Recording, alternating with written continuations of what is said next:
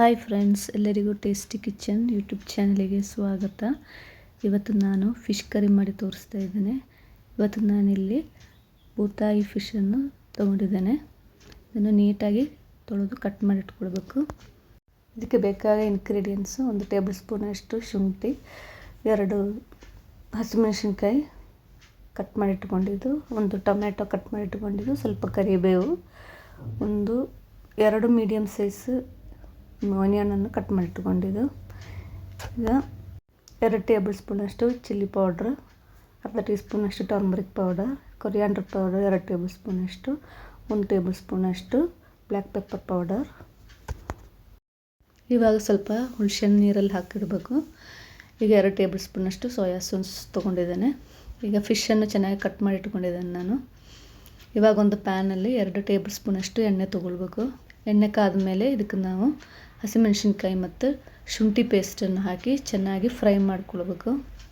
ಚೆನ್ನಾಗಿ ಫ್ರೈ ಆಗ್ತಾಯಿದೆ ನೋಡಿ. ಇವಾಗ ಫ್ರೈ ಆದಮೇಲೆ ಇದಕ್ಕೆ ನಾವು ನೀರುಳ್ಳಿ ಕಟ್ ಮಾಡಿ ಇಟ್ಕೊಂಡಿದ್ದೇವಲ್ಲ, ಅದನ್ನು ಹಾಕ್ಕೊಳ್ಬೇಕು. ಅದರ ಜೊತೆಗೆ ಸ್ವಲ್ಪ ಸಾಲ್ಟ್ ಕೂಡ ಹಾಕ್ಕೊಳ್ಬೇಕು, ಆವಾಗ ಬೇಗ ಫ್ರೈ ಆಗುತ್ತೆ. ಇವಾಗ ನಾನು ಟೊಮೆಟೊ ಹಣ್ಣು ಹಾಕ್ಕೊಳ್ತಾ ಇದ್ದೇನೆ. ಇವಾಗ ಪೌಡ್ರ್ ಹಾಕ್ಕೊಳ್ಳೋಣ. ಅರಿಶಿನ ಪುಡಿ ಫಸ್ಟ್ ಹಾಕ್ಕೊಂಡು ಚೆನ್ನಾಗಿ ಫ್ರೈ ಮಾಡ್ಕೊಳ್ಬೇಕು. ಅರಿಶಿನ ಪುಡಿ ಆದಮೇಲೆ ಇವಾಗ ಇದಕ್ಕೆ ಕೊತ್ತಂಬರಿ ಪೌಡರ್ ಹಾಕ್ಕೊಂಡು ಅದನ್ನು ಫ್ರೈ ಮಾಡ್ಕೊಳ್ಬೇಕು. ಪೌಡ್ರೆಲ್ಲ ಹಾಕಿ ಚೆನ್ನಾಗಿ ಫ್ರೈ ಮಾಡಿಟ್ಕೊಳ್ಬೇಕು.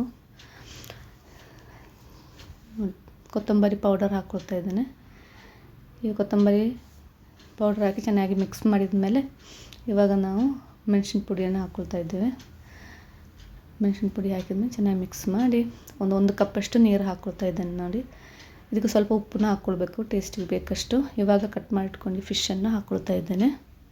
ಇವಾಗ ಫಿಶ್ ಕರಿಯನ್ನು ಸ್ವಲ್ಪ ಹೊತ್ತು ಬಾಯ್ಲ್ ಮಾಡಲಿಕ್ಕೆ ಇಟ್ಕೊಳ್ಬೇಕು. ಇವಾಗ ನೋಡಿ, ನೀರು ಬೇಕಂದರೆ ಇನ್ನೂ ಹಾಕ್ಕೊಳ್ಬೋದು.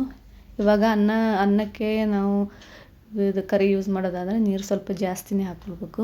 ಇದು ಚಪಾತಿಗೂ ಅನ್ನಕ್ಕೂ ಎರಡಕ್ಕೂ ಯೂಸ್ ಆಗುತ್ತೆ ಈ ಕರಿ. ಈಗ ಒಂದು 10 to 15 ಮಿನಿಟ್ಸ್ ಬಾಯ್ಲ್ ಮಾಡಲಿಕ್ಕೆ ಇಟ್ಕೊಳ್ಬೇಕು.